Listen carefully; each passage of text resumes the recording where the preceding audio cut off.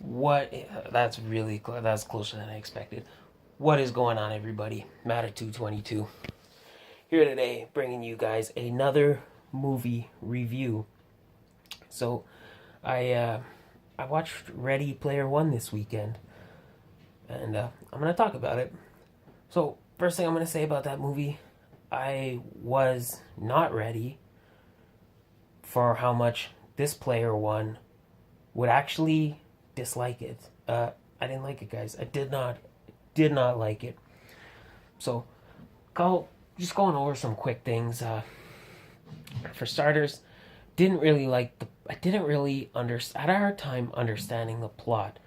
So, I will say, guys, spoilers. If you haven't seen the movie and you want to see the movie, full spoilers in this review. So I'm giving you now 10 seconds to get out. 10, 9, 8, 7, 6, 5, 4, 3, 2, 1. That's your final warning. Spoilers. So the plot basically centers around this guy. He's kind of like a Steve Jobs type guy. I don't even remember his name. I don't even remember any of the characters' names. That's how little I was invested in this movie. He basically creates this virtual reality game. I guess it's a game. I thought it was more kind of like an internet. It's called the Oasis, and you can go in and you can do all this different stuff. It's pretty cool. It's pretty cool. So you could go in, you could do all this different stuff. So I guess he created it, and before he died, he made these three quests for these three keys, where if you find these keys, they'll basically unlock the Oasis or whatever. See, this is what I mean. I had a hard time really understanding what the main. I get the main plot. I didn't really understand why they were looking for the keys. I did, but like I didn't understand.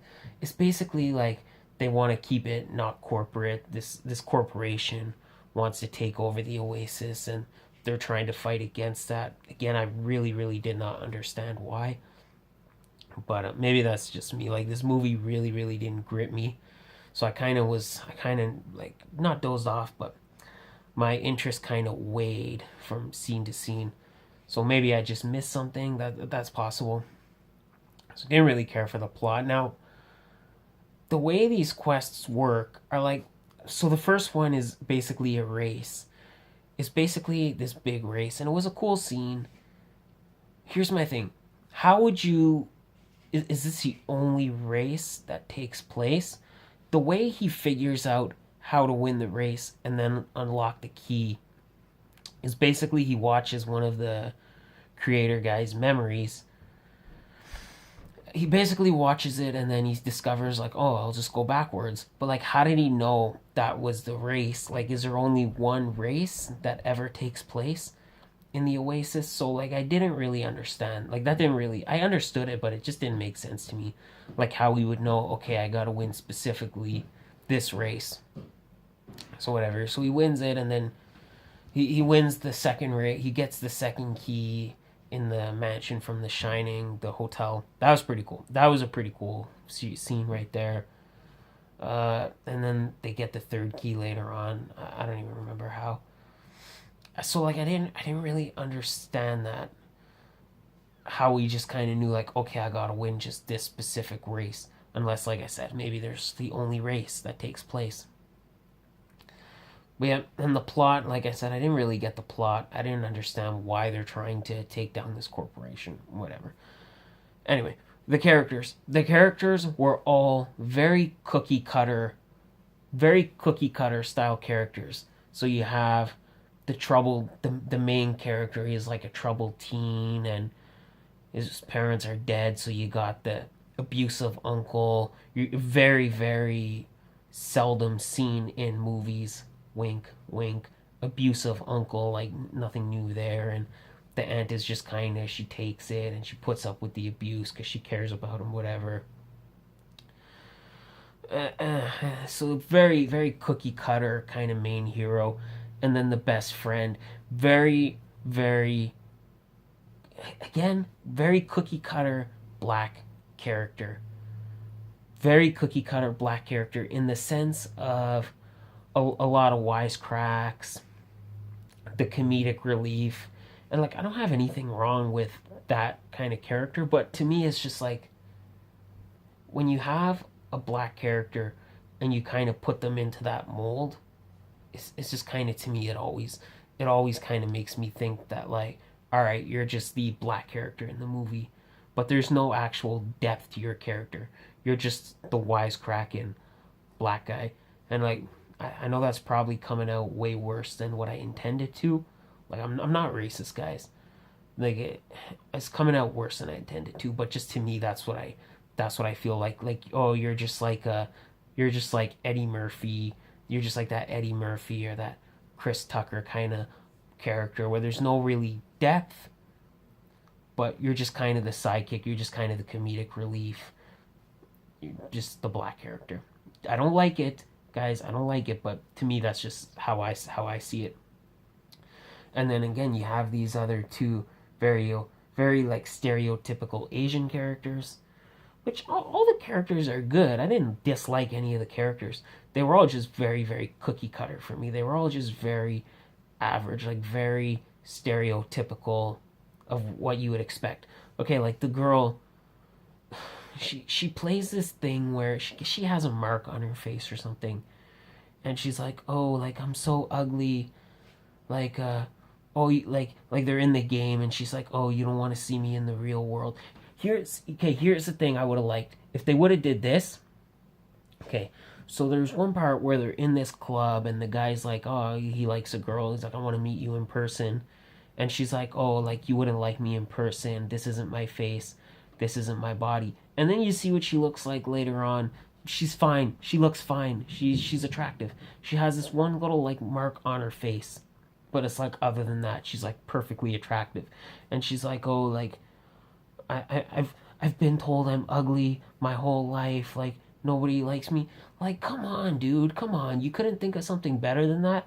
Like if they would have made her like really, really overweight, and then the guy was like, I don't care, like I don't care. Like I fell in love with you, like I don't care if you're overweight, whatever. That would have been, I would have enjoyed. That would have been so much better to me. But just the fact that they're trying to play us off. She's trying to play us like she's all ugly and she's got this one mark on her face. Man, get the fuck out of here with that shit. So just weak, very, very weak. And again, not even a good character. Not a good, strong female character in my opinion. So weak right there. CGI is really good. This movie is a CGI fest, like CGI up the ass, but it was nice for sure. All the characters look good, like everything in the Oasis looked really, really decent. What else? What else did I not like? See, I don't even know if there was anything like I really did like. Oh, there's some good music. The music was good. I did enjoy all the 80s music or 90s music. I can't quite remember which era it was, but some good music. A lot of good pop culture references. Some good. No, I should like some good, some bad. Like, just, I mean, like to give you a quick rundown of all the characters I noticed. So, like you see Batman very briefly. You see Gandalf at the club. You see like Deathstroke. You see Joker and Harley Quinn. That was pretty cool. You see RoboCop at one point. Like Freddy Krueger, Jason, Duke Nukem. You briefly see all those guys. Like I said, the Jack Torrance from The Shining is in there. There's a little scene with him, and when they're in the hotel, they do the where the elevator doors open up, and the blood. Did you guys ever see that movie, The Shining? And I'm actually spoiling two movies because I'm spoiling The Shining. Definitely check that movie out, man. If you guys never saw that movie, really, really good. And actually, The Shining is way better than the movie I'm talking about now. But yeah, so some cool pop culture references. A couple minor ones during the race thing. You see like the '66 Batmobile. The main characters driving the DeLorean. I mean, you see the A-Team van. The main girl, she's riding the motorcycle from Akira. That looks pretty cool. The black character I was talking about, he's riding in the Bigfoot monster truck. Oh, and here's the thing. With the black character, so his avatar is basically like this big kind of golem looking guy or like big ogre looking guy, whatever.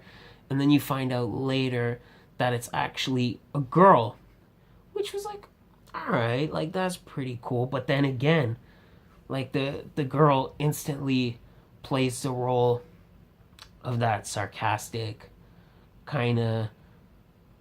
She switches pretty quickly. The character switches pretty quickly from being the comedic relief male black friend to being sarcastic, kind of condescending female black friend. You know what I mean? Like there's one part where they're in a car chase and the guy chases into them and they're like, and one of the Asian guys is like, oh, like what are you doing? And she's like, oh, I'm practicing my Mario Kart. What do you think I'm doing? Like the character really switches. So that wasn't doing it for me, guys. That wasn't doing it at all. Uh, the final battle is cool. I will say that I really like the final battle. There's this one scene where you see Mecha Godzilla is out there just to ruin everybody's day. So like Mecha Godzilla, there's like a little fight scene between Mecha Godzilla and the Iron Giant. I mean, you see, and then you see Mecha Godzilla fighting a Gundam. I'm not quite sure what Gundam it was. I think it looked to me like Wing Zero, but I don't think it was Wing Zero. So that was pretty cool. In the final battle, you see like Tracer, Ryu, Chun Li, a couple Mortal Kombat characters like I think Sub Zero and Goro appear. Yeah, you definitely see Goro. You see one of the chest bursters from Aliens actually rip out a Goro. That was pretty cool. Uh, yeah, like I said, a lot of Spartans from Halo. Man, a lot of guns used. There was a character from Gears of War in there. A lot of pop culture references. I don't even know if I got them all. I don't even think I got them all. Oh, Deadshot. You see Deadshot in the final battle. So that was pretty cool. Iron Giant dies. I like how when he dies, he kind of gets melted in the lava. He does the thumbs up thing, like from T2. That was pretty dope. And then the movie ends. I guess the guy wins. So now he controls the Oasis, and now the evil corporation is banned. And like the last scene of the movie was he's talking about all these changes he's implementing, and one of the changes is he's like, I decided to shut down the Oasis on Tuesdays and Thursdays because people need to live more in the real world. And then you see he's just randomly on a computer chair making out with the girl.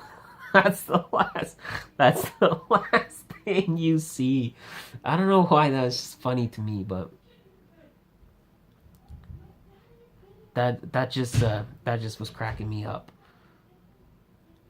That was just cracking me up. I don't know why, but yeah. Like other than that, I guess because at the start of the movie, like I guess the world is so depressing that the Oasis is like their escape. But what I don't know, whatever. But yeah, so I don't know. That last scene to me was just really funny for some reason. It's like I shut it down Tuesday and Thursday because people need to live more in the real world, and he's like making out with the girl, which good for you, buddy. I don't know, good for you. Uh, Other than that, there's not much. Oh, Chucky, you see Chucky is pretty cool. Chucky is pretty cool. He definitely fucks some people up. Other than that, guys, I don't know. Maybe I'm missing some details. Like I said, I really had a hard time kind of keeping my interest on this movie. Aside from like whenever I'd see a pop culture reference or a pop culture character, I'd be like, oh, like that's that. Oh, that's that. Oh, that's that. But then I just found myself like, okay, when's the next one? When's the next one? The final battle's cool and the race is cool. The scene at the mansion's cool. So there's definitely some cool scenes in there. But all in all, aside from those few cool scenes, the plot, uninteresting plot, very generic, stereotypical characters I did not like. But I don't know, guys. Other than that, like if I keep going, I'm just gonna keep repeating myself. Not what? I don't know where it is. Can you turn the heat on? Alright. Sorry, guys. Interrupted. I gotta turn the baby monitor on. But yeah, like I said, other than that, I could just be repeating myself all night. Not a great movie. Not the worst movie I ever saw, but certainly not one of the better movies. So guys, I think I'm gonna cut it here. Go check it out for yourself. At least there's some cool scenes in there, so you can get the cool stuff and you get all the pop culture references. So that's pretty cool at least. But other than that, not too much going on for me. I did also see Pacific Rim Uprising this weekend, so I will have a review for that coming up. Have a new figure review for you guys on probably Monday. And that's pretty much it. So thanks, as always, guys. Thank you for watching. Please don't forget to like, share, comment, subscribe. And I will have you guys... I can't talk. I'm so tired right now. You guys have yourselves a great day. I will catch you guys next time. And bye.